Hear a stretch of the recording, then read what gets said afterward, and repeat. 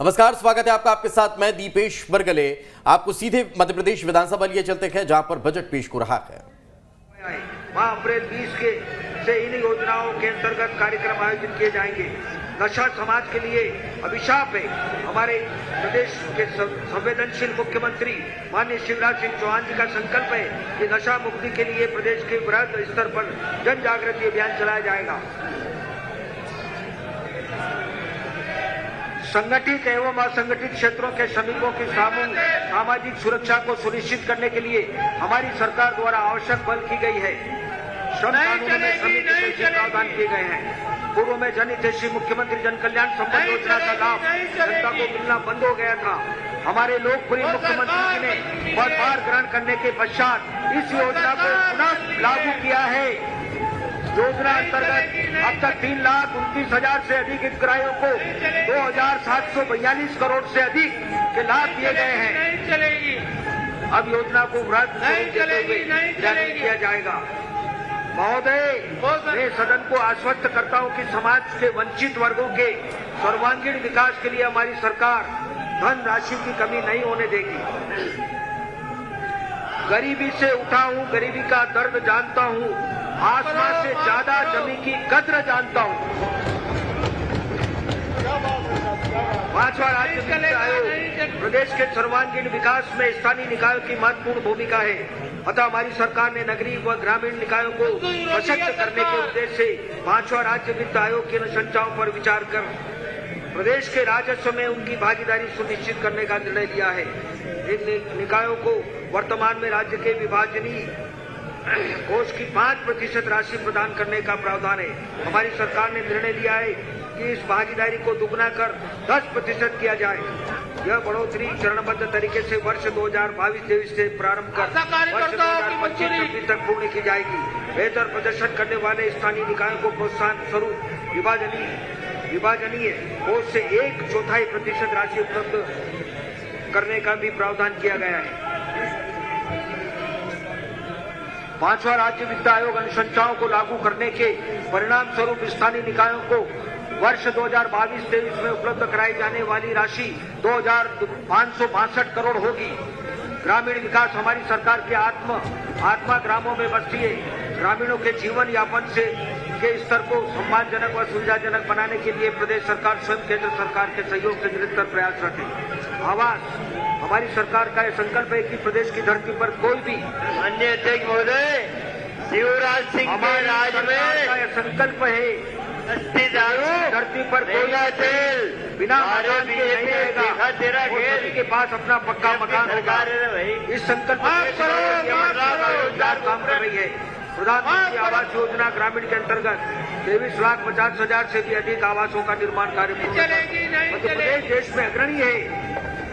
प्रदेश के ऐसे गरीब जो प्रधानमंत्री आवास योजना के अंतर्गत पात्रता रखते थे, किंतु किसी कारण से उनके नाम पात्रता सूची में नहीं जुड़ पाए, ऐसे लगभग 31 लाख हितग्राहियों को अगले 3 माह में आवास दिया जाएगा।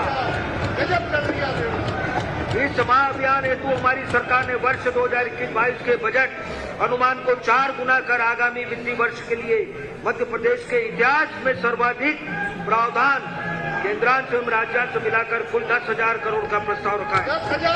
10,000 करोड़। वर्ष 2022-23 के लगभग 10 लाख नए हितग्राहियों को आवास वितरण किया जाना लक्ष्य है। हमारी सरकार न केवल हर पात्र व्यक्ति के लिए अपने घर का सपना साकार कर रही है, बल्कि उन्हें बुनियादी सुविधाओं का स्वयं पूर्ण आवास के थक्का हो गए, बैठ जाओ थोड़ी देर। प्रधानमंत्री वित्त मंत्री जी गाँव के हर थोड़ा रिलैक्स कर। पक्का आवास हम लोग न थकते हैं न रुकते हैं। उस आवास से जल जीवन मिशन के अंतर्गत नल से पीने का साफ पानी उपलब्ध हो। प्रधानमंत्री उज्ज्वला योजना के अंतर्गत गैस कनेक्शन मिले। स्वच्छ भारत मिशन के अंतर्गत शौचालय की व्यवस्था हो। प्रधानमंत्री ग्राम सड़क योजना, प्रधानमंत्री ग्राम सड़क योजना माध्यम से बारहमासी संपर्क सड़कों का जाल बिछे। ये सब व्यवस्थाएं पूरे पैकेज के रूप में प्रदान करने का संकल्प अपने लिया है। किया है। हमारी सरकार गरीबों को आवास उपलब्ध कराने के लिए भूमिहीन परिवारों को आवासीय भूमि का पट्टा प्रदान कर रही है। प्रदेश के लिए यह गौरव की बात है। प्रधानमंत्री आवास योजना शहरी अंतर्गत उत्कृष्ट प्रदर्शन के लिए प्रदेश को देश में दूसरा स्थान प्राप्त हुआ है। नगरीय निकाय, माननीय अध्यक्ष महोदय, माननीय मुख्यमंत्री जी के नेतृत्व व मार्गदर्शन में हमारी सरकार का संकल्प है कि हर शहर में मूलभूत सेवाएं जैसे घर घर पीने का पानी, सीवेज की व्यवस्था, बिजली, अच्छी सड़कें तथा स्वच्छ वातावरण हो, साथ ही रोजगार के पर्याप्त अवसर उपलब्ध हो। हमारी सरकार द्वारा किए जा रहे निरंतर प्रयासों से प्रदेश के शहरी स्वच्छता परिदृश्य में आमूलचूल बदलाव आया है।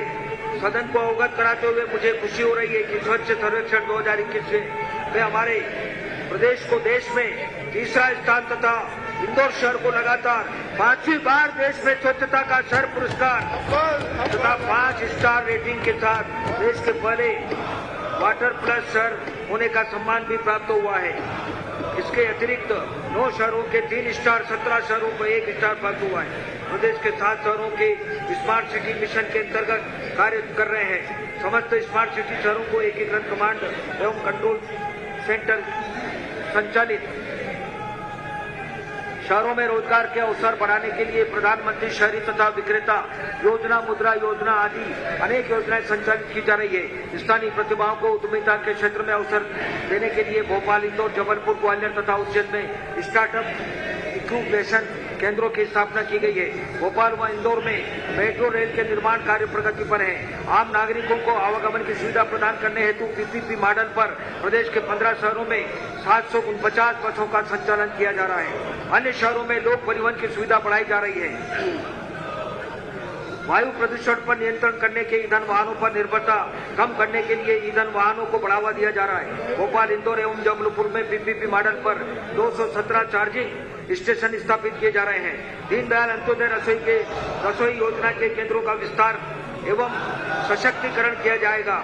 प्रधानमंत्री शहरी पथ विक्रेता योजना, प्रधानमंत्री आवास योजना, शहरी स्वच्छता भारत मिशन, शहरी अमृत मिशन, मुख्यमंत्री शहरी अधोसंरचना, मुख्यमंत्री शहरी पेय।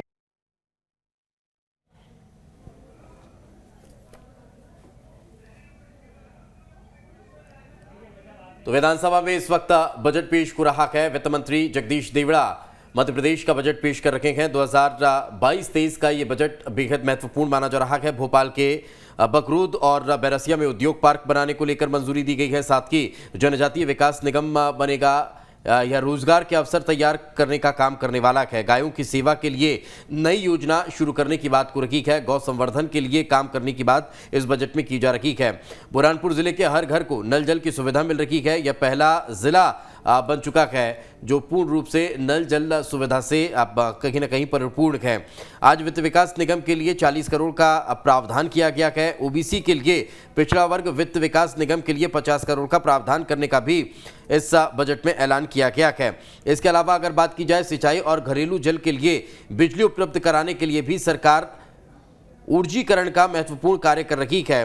सागर, शाजापुर, उज्जैन में सोलर प्लांट बनाए जाएंगे, इसका भी ऐलान किया गया है। इससे इतर उद्यानिकी फसलों के लिए 1 लाख मीट्रिक टन की भंडारण क्षमता विकसित की जाएगी। इसके साथ साथ 13,000 टीचर्स की नियुक्ति की जाएगी। 11 नए औद्योगिक क्षेत्र विकसित किए जाएंगे। इससे 11,000 से ज्यादा रोजगार के अवसर विकसित होंगे। अजाजजा और ओबीसी की महिलाओं के स्वरोजगार के लिए भी काम किए जा रहे हैं। ये काम स्वयं सहायता समूह के जरिए हो रहे हैं। इनको 2,000 करोड़ रुपए का क्रेडिट दिया जाएगा। सज्जन सिंह वर्मा ने इसके साथ साथ कहा कि सरकार किसान मजदूर विरोधी है। पिछले बजट का हिसाब दो, हम नहीं चाहते कि वित्त मंत्री जी की तबीयत खराब हो। तो ये तमाम बातें रही क्योंकि लगातार जो विपक्ष है वो अवरोध पैदा कर रहा है और बजट सुना भी नहीं जा रहा ठीक से। लेकिन ये कुछ बड़ी बातें जो सज्जन सिंह वर्मा की तरफ से निकल कर आई हैं। उन्होंने कहा कि हम नहीं चाहते कि वित्त मंत्री जी की तबीयत खराब हो। जगदीश जी, आपका बीपी बढ़ जाएगा। 3,000 करोड़ के कर्ज से प्रदेश को डुबो दिया गया है। वहीं पीडब्ल्यूडी मंत्री गोपाल भार्गव बोले, सज्जन भाई आपको बोलने का पर्याप्त अवसर मिलेगा, उसमें चर्चा कर लें। संसदीय कार्य मंत्री नरोत्तम मिश्रा ने भी कहा कि इनको सलीका नहीं है बातें सुनने का। तो ये तमाम बातें हैं जो कि इस बीच सामने आ रही है क्योंकि विपक्ष लगातार हंगामा कर रहा है। तो अमूमन इस बार पहली मर्तबा इस कदर बजट भाषण के दौरान विपक्ष का हंगामा देखने को मिला है कि बजट भाषण में वित्त मंत्री के द्वारा क्या पेश किया जा रहा है वो नजदीक बैठे हुए मंत्री भी नहीं सुन पा रहे हैं। यही वजह है कि सबने अपने हेडफोन्स निकाल दिए थे और उसके बाद फिर जो बुकलेट थी उसमें वो पढ़ने का प्रयास कर रहे थे कि बजट में आखिर क्या क्या है, किन किन मदों में कितनी कितनी राशि स्वीकृत की गई है। लगातार विपक्ष की हुटिंग जारी थी, विपक्ष लगातार आक्रामक अंदाज में नजर आ रहा था और यही वजह है कि आम लोग इस बार बजट सुन नहीं पाए। इस दौरान मुख्यमंत्री शिवराज सिंह चौहान भी खड़े हुए, उन्होंने भी कहा कि बजट भाषण को जाने दीजिए, उसके बाद आपको जितना विरोध करना है उतना विरोध कर लीजिएगा, जितनी बातें रखनी है उतनी बातें रख लीजिएगा। तमाम मंत्रियों ने यह प्रयास किया लेकिन उसके बाद भी विपक्ष लगातार हंगामा करता हुआ नजर आ रहा है। लेकिन उस बीच जो कुछ समझ में आ रहा है, थोड़ी थोड़ी बातें जो निकलकर सामने आ रही है वो ये बताई जा रही हैं कि गौ संवर्धन के लिए नई योजना की शुरुआत की गई है। 10 लाख हितग्राहियों को घर मिलेगा। प्रदेश में औद्योगिक निवेश की अपार संभावनाओं को कहीं ना कहीं तलाशा जा रहा है। इसके अलावा उद्योग को रियायती दरों पर जमीन देने की बात भी कही जा रही है। इससे इतर अगर बात की जाए इस बार के बजट में तो उद्योगों को बढ़ावा मिलने से रोजगार को बढ़ावा मिलने की बात भी बताई जा रही है। तो लगातार ये स्पष्ट होता हुआ दिखाई दे रहा है कि इस बजट में जिस बात का जिक्र किया जा रहा था कि आत्मनिर्भर मध्य प्रदेश का ये बजट होगा, उस पर फोकस करती हुई सरकार दिखाई देती है। बिल्कुल, और आपको एक बार फिर से बता दें कि आखिर अब तक इस बजट से क्या कुछ मिला है प्रदेश को। भोपाल के बगरोद और बैरसिया में उद्योग पार्क बनाए जाएंगे, जनजातीय विकास निगम बनेगा, ये रोजगार के अवसर तैयार करेगा, गायों की सेवा के लिए नई योजना भी शुरू की जाएगी। तो ये बातें रही हैं बजट की। बुरहानपुर की बात करें तो बुरहानपुर जिले के हर घर को नल जल की सुविधा मिल रही है और ये पहला जिला बन गया है। अजा वित्त विकास निगम के लिए 40 करोड़ का प्रावधान किया गया है। ओबीसी के लिए, पिछड़ा वर्ग वित्त विकास निगम के लिए 50 करोड़ का प्रावधान है। सिंचाई और घरेलू जल के लिए बिजली उपलब्ध कराने के लिए सरकार ऊर्जाकरण का महत्वपूर्ण कार्य कर रही है। सागर, शाजापुर, उज्जैन में सोलर प्लांट लगाए जाएंगे। उद्यानिकी फसलों की बात करें तो उसके लिए 1 लाख मीट्रिक टन की भंडारण क्षमता विकसित की जाएगी। दुग्ध उत्पादन योजना शुरू होगी, इसके लिए 1050 का प्रावधान किया गया है। प्रदेश में घर घर पशु चिकित्सा सेवा भी शुरू की जाएगी। मछली पालन के क्षेत्र में रोजगार की संभावनाएं बताई जा रही हैं। मुख्यमंत्री मत्स्य पालन योजना भी शुरू की जाएगी, जिसके चलते काफी लोगों को रोजगार मिलेगा। इसके लिए 50 करोड़ का प्रावधान किया गया है। वहीं टीचर्स की नियुक्ति की बात की जाए तो 13,000 टीचर्स की नियुक्ति की जाएगी। 11 नए औद्योगिक क्षेत्र विकसित किए जाएंगे, इससे 11,000 से ज्यादा रोजगार के अवसर विकसित होंगे। अजजा और अजजा ओबीसी की महिलाओं के लिए स्वरोजगार के लिए भी काम किए जा रहे हैं। ये काम स्वयं सहायता समूह के जरिए हो रहे हैं और इनको 2,000 करोड़ रुपए का क्रेडिट दिया जाएगा। तो 55,511 करोड़ का अनुमानित राजकोषीय घाटा इस बजट में दिखाया गया है। सकल घरेलू उत्पाद का 4.56% ये अनुमानित बताया जा रहा है। 2,79,237 करोड़ का ये कुल बजट है। कोई नया कर इस बार बजट में नहीं लगाया गया है। ये प्रदेशवासियों के लिए थोड़ी सी राहत भरी खबर है। इसके अलावा इस बजट भाषण के दौरान वित्त मंत्री जगदीश देवड़ा ने कहा कि पानी का मोल क्या होता है यह हमारी माताओं बहनों के अलावा कोई नहीं जानता। जल जीवन मिशन के तहत घर घर पानी पहुंचाया गया है। जल जीवन मिशन सरकार की प्राथमिकता है। और बुरहानपुर जिसका हम लगातार जिक्र कर रहे हैं, उन्होंने कहा कि हर घर को नल उपलब्ध कराया गया है। 21,000 करोड़ की विद्युत सब्सिडी सरकार उपलब्ध करा रही है। 2,500 करोड़ का इस बार प्रावधान उसमें किया गया है। जनवरी 2022 में 3,048 किलोमीटर सड़कें बनाई जाएंगी। 4,000 किलोमीटर का सड़कों का लक्ष्य इस बार रखा गया है। सड़कों के निर्माण के लिए 108 करोड़ का प्रावधान प्रस्तावित है। इसके अलावा सिंचाई का अगर जिक्र किया जाए तो सिंचाई क्षमता 42 लाख हेक्टेयर हो चुकी है, ये भी उन्होंने कहा है। इससे इतर कई और महत्वपूर्ण बिंदुओं पर कहीं ना कहीं इस बजट भाषण के दौरान बात निकलकर सामने आई है। गायों की सेवा के लिए नई योजना शुरू की जा रही है। अटल प्रगति पथ पर काम शुरू हो रहा है। किसान प्रदेश का भाग्य है। प्रदेश में दुग्ध उत्पादन बढ़ रहा है, इस पर भी वित्त मंत्री फोकस करते नजर आए। बिल्कुल, और जल जीवन मिशन सरकार के तहत भी इस मिशन पर फोकस किया जा रहा है। 21,000 करोड़ की सब्सिडी दी जाएगी। गायों की सेवा के लिए नई योजना शुरू की जाएगी। वित्त मंत्री ने कहा अटल प्रगति पथ पर काम शुरू हो चुका है। ये तमाम बड़ी बातें मध्य प्रदेश के बजट की। बिजली सब्सिडी के लिए 2,500 करोड़ का प्रावधान किया गया है। जल जीवन मिशन सरकार को प्राथमिकता दी जाएगी। 21,000 करोड़ की बिजली सब्सिडी दी गई है। तो ये बड़ी बातें हैं बजट की। गायों की सेवा के लिए नई योजना भी शुरू की जा रही है।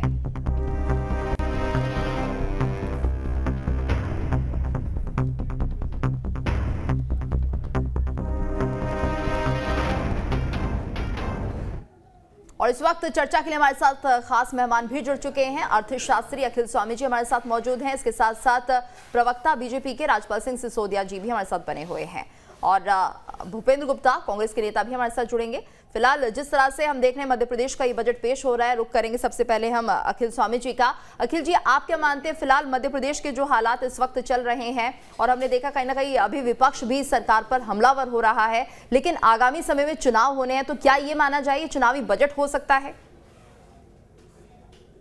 देखिए, चुनावी बजट तो होना स्वाभाविक है जब इलेक्शंस होने हैं, लेकिन मेरे को केवल एक चीज पे ध्यान आकर्षण करना है जो यहाँ पे पार्टियों के नेता लोग रहेंगे, वो ये देखना है कि जो आपका वित्तकोषीय घाटा है, जो अब देखिए प्रश्न ये है कि आपके आय और खर्च के बीच का जो अंतर है, जो खर्च आप करते हैं वो इतने प्रोडक्टिव एसेट्स में खर्च होना चाहिए जिससे कि रेवेन्यू अगले साल बढ़े। देखिए, वास्तविकता में अगर आपका घाटा है और आप अपने इधर उधर से उधार लेकर या ब्याज पे पैसा उठा के या अन्य स्रोतों से पैसा उठाते हैं, तो जो आपकी देनदारी है, जो आज की देनदारी है और जो नया लोन लेने की वजह से आपकी देनदारी बढ़ेगी, उसकी पूर्ति होना। क्योंकि देखिए, आप नया टैक्स न लगाएं, आप जो भी आपके आय स्रोत हैं उसको बाहरी स्रोतों से पैसा उठाकर उसकी खर्चे की पूर्ति करें। और जो अच्छा लगता है, जो चीजें कही गई हैं वो अच्छी लगती हैं कि बिजली की सब्सिडी दी जाएगी, शिक्षकों की नौकरी दी जाएगी, सड़कें बनाई जाएंगी, ये बहुत अच्छी चीजें हैं। लेकिन प्रोडक्टिव एसेट, जब तक इंडस्ट्रियल प्रोडक्शन नहीं बढ़ेगा, जब तक कि सर्विसेज सेक्टर और आईटी सेक्टर की ग्रोथ नहीं होगी, जब तक कि रेवेन्यू नहीं बढ़ेगा, जब तक कि प्रदेश की जीडीपी और आईआईपी नहीं बढ़ेगी, जब तक कि टैक्स की वसूली नहीं बढ़ेगी, तो जो स्रोत से पैसा उठाकर आप जो नए खर्च कर रहे हैं, इनको अगले सालों में एक के बाद एक, चाहे केंद्र सरकार की बात हो चाहे राज्य सरकारों की बात हो, जो आज के आपका घाटा है उसको भी आपको पूरा करना है। और नए स्रोतों से या तो आपको आय के नए स्रोत ढूंढने की आवश्यकता है, या आपको जो आज पैसा खर्च करना है वो ऐसे प्रोडक्टिव एसेट्स में पैसा खर्च करना है जिससे कि एडिशनल रेवेन्यू जनरेट हो। क्योंकि देखिए, आज की तारीख में जो विश्व में जो घटनाएं घट रही हैं, जिस प्रकार से रुपए कमजोर हो रहा है, जिस प्रकार से क्रूड के दाम बढ़ रहे हैं, जिस प्रकार कमोडिटी के दाम बढ़ रहे हैं, तो ये चुनौती न केवल भारत सरकार की है बल्कि प्रदेश सरकारों की भी है कि ऐसी स्थिति में जब तक हमारा रेवेन्यू नहीं बढ़ेगा, जब तक हम प्रोडक्टिव एसेट्स नहीं क्रिएट करेंगे, जब तक कि इंडस्ट्रियल प्रोडक्शन नहीं बढ़ेगा, और इंडस्ट्रियल प्रोडक्शन कब बढ़ेगा? जबकि कस्टमर्स के हाथ में पैसा होगा और परचेजिंग बढ़ेगी। तो आपको बहुत सारे जो तरीके हैं और बहुत सारी चीजों पे जो अलग अलग तरह की चुनौतियां हैं उनको सामना करने की आवश्यकता सारी प्रदेश सरकारों की है और केंद्र सरकार की है। और इस प्रकार के बजट बनाने की आवश्यकता है जिससे जिनके पास बहुत ज्यादा आय के स्रोत हैं उनसे लिए जाए, टैक्सेस बढ़ाए जाएं। और जो लोग अखिल जी, लगभग 55,000 करोड़ का अनुमानित राजकोषीय घाटा इस वित्तीय वर्ष 2022-23 का निकलकर सामने आ रहा है। इसे कैसे समझा जाए, इसे कैसे देखा जाए? फिर मैं एक पॉलिटिकल कमेंट सिसोदिया साहब से लूंगा। देखिए, बिल्कुल वही बात है कि 2,70,000 करोड़ का बजट है और इतना आपका वित्तकोषीय घाटा है। तो बेसिक इशू ये जो मैं कह रहा हूं, या तो आपके स्रोत बढ़ जाएं बहुत ज्यादा, आय के स्रोत आपके तब बढ़ेंगे, कब बढ़ेंगे? जैसे पिछले 4-5 साल से आय के स्रोत केंद्र सरकार के पास थे और राज्य सरकारों को भी एक सुविधा थी कि क्रूड के प्राइस कम थे, उसकी वजह से अगर हमने टैक्सेस को बढ़ाया था तो उससे आय के स्रोत सरकार के पास थे। आज की तारीख में जो आपका जीएसटी कब बढ़ेगा? जबकि परचेसिंग ज्यादा होगी, जबकि प्रोडक्शन ज्यादा होगा, जबकि आईआईपी बढ़ेगा, जब जीडीपी बढ़ेगा। तो या तो आपको अपनी जीडीपी को बहुत ज्यादा बढ़ाना पड़ेगा, जो कृषि से आपका जीडीपी बढ़ रहा है उसका बहुत ज्यादा कंट्रीब्यूशन टैक्स कलेक्शन में नहीं है। तो टैक्स कलेक्शन तब बढ़ेगा जब आईटी हब्स बनेंगे, क्योंकि भारत की जो सबसे बड़ी संभावना आज की तारीख में विश्व के पटल पर है वो आईटी के माध्यम से है। बच्चों को रोजगार मिलेगा और आपके जो जितना आप निवेश करेंगे उससे ज्यादा रोजगार उपलब्ध होगा। तो ये इस प्रकार की जो योजनाएं हैं जिससे प्रोडक्टिव एसेट्स क्रिएट हो, टैक्स रेवेन्यू आपका बढ़े, कलेक्शन बढ़े और आप सरप्लस बजट पेश करें और आपका डेफिसिट बजट पेश करने की संभावना ना तो केंद्र सरकार को रहे ना राज्य सरकार को रहे, ऐसी जो पॉजिटिविटी मैं देखता हूं जो होनी चाहिए। जी जी सिसोदिया साहब, क्या खास इस बार के बजट में कहें, चूंकि हम बहुत ज्यादा बजट भाषण सुन नहीं पाए हैं, परिस्थितियां इस तरह की निर्मित हुई थी, लेकिन आप अगर कुछ मोटी मोटी बातें बता पाएं कि किस तरह से आत्मनिर्भरता का जो आप लोग जिक्र कर रहे हैं उस पर यह बजट खरा उतर रहा है। सबसे पहले तो मैं शासन के, मध्य प्रदेश सरकार के कुशल वित्तीय प्रबंधन का एक उदाहरण देते हुए अपनी बात को प्रारंभ करते हुए मध्य प्रदेश की जनता को बधाई और साधुवाद देना चाहता हूं कि प्रदेश का सकल घरेलू उत्पाद जो है जीडीपी जो है, जीएसडीपी जो है, वह प्रचलित दर पर 2020-21 की तुलना में 21-22 में 19.74% प्राप्त रही है, जो वर्तमान में प्राप्त जानकारी के अनुसार देश की सर्वाधिक जीएसडीपी है और प्रदेश की अर्थव्यवस्था में प्राथमिक क्षेत्र का योगदान 46% रहा है। फसल क्षेत्र का भी सर्वाधिक योगदान 32% रहा है। इस वर्ष का जो यह बजट है, यह बजट, इसकी सबसे बड़ी बात अगर कोई है तो जहां अभी मेरे मित्र आर्थिक विश्लेषक जो बात कह रहे थे कि आय बढ़ना चाहिए, सकल आय बढ़ना चाहिए प्रदेश का, परंतु हमने सकल आय बढ़ाने का प्रावधान करते हुए प्रदेश की जनता के ऊपर किसी भी प्रकार का नया करारोपण नहीं लगाया है, नया करारोपण नहीं किया है। जो टैक्सेस चले आ रहे हैं वही कंटिन्यू करने का काम किया है और उसके साथ में आधारभूत स्ट्रक्चर मध्य प्रदेश का बड़े इसको लेकर प्रयास करने का काम किया है। हमने घर घर पानी पहुंचाने के लिए जल जीवन मिशन का प्रावधान करके हर घर तक नल से पेयजल पहुंचे, इस बात का काम करने का काम किया है। आम उपभोक्ताओं को विद्युत पर सब्सिडी मिले, इसके लिए 21,100 करोड़ रुपए का प्रावधान किया है। प्रदेश में 4,000 किलोमीटर नई सड़कों का निर्माण हो, इसके लिए प्रावधान करने का काम किया है। 2003 के पहले 7,000 हेक्टेयर में सिंचाई होती थी, जिसे बढ़ाकर 43 लाख हेक्टेयर सिंचाई हमने मध्य प्रदेश में प्राप्त करने का लक्ष्य प्राप्त किया है और इसको इस वर्ष में बढ़ाकर 48 लाख हेक्टेयर करने का हमने प्रावधान करने का काम किया है। उसके लिए बजट में प्रावधान किया है। अटल प्रगति पथ पर काम शुरू हो चुका है। दुग्ध उत्पादक किसानों के लिए कई सारी योजनाएं लेके आए हैं। गाय के लिए भी प्रावधान लेकर आए हैं। मनरेगा में भी, जो कि रोजगार मूलक है योजना है मनरेगा, उसमें भी 3500 करोड़ का प्रावधान हमने काम किया है करने का। वर्तमान क्षेत्र समय की महत्वपूर्ण एक जो आवश्यकता है वह सोलर से इलेक्ट्रिक पैदा हो, सोलर प्लांट के लिए भी शाजापुर और सागर जिला चिन्हित होने का काम हुआ है। हमारे अनुसूचित जाति कल्याण के लिए भी हमने 19,000 करोड़ रुपए की व्यवस्था करने का काम किया है। सीएम राइस स्कूल के लिए भी हमने किया है। उज्जैन में मेडिकल डिवाइस का निर्माण हो, उसके लिए पार्क बनने का निर्णय हुआ है। किसानों को 72,000 करोड़ रुपए का 17,200 करोड़ रुपए का प्रावधान किसानों के लिए करने का काम किया है। मैं ये कह सकता हूँ कि यह जो बजट है इसमें किसी भी प्रकार के नए करारोपण को नहीं लागू करते हुए भी सीमित संसाधनों में आय को बढ़ाते हुए, राजपाल जी बजट तो बहुत अच्छा है, कर भी नहीं लगाया, लेकिन जो रोजगार का सृजन करने की बात कही जा रही है वो कैसे किया जाएगा, उसके लिए क्या प्लान है? जैसे उज्जैन में मेडिकल डिवाइस का पार्क बनाने की बात है, जैसे अनुसूचित जाति कल्याण के लिए 19,000 करोड़ के प्रावधान है। सोलर प्लांट 2 जिले में बड़े सोलर प्लांट लगने की बात है। मनरेगा जो कि रोजगार मूलक योजना है उसमें हमने 3500 करोड़ रुपए का प्रावधान किया। ऐसे हमने ये सब जो अटल प्रगति पथ है, 4,000 किलोमीटर नई सड़कें बनेगी, इनमें सब में कहीं न कहीं रोजगार मूलक योजनाएं भी शामिल होती है, क्योंकि जब ये सारे कार्य आएंगे, जब ये आते हैं, इसके लिए बजट सैंक्शन होता है तो रोजगार भी उपलब्ध होता है। नहीं, 2022-23 का जो अनुमानित पूंजीगत व्यय और राजस्व व्यय है, इसकी अभी तक कोई डिटेल निकल कर सामने आई, ताकि जो हमारे साथ अर्थशास्त्री हैं उनको थोड़ा समझने में आसानी हो कि बजट किस तरह का रहने वाला है इस वर्ष का।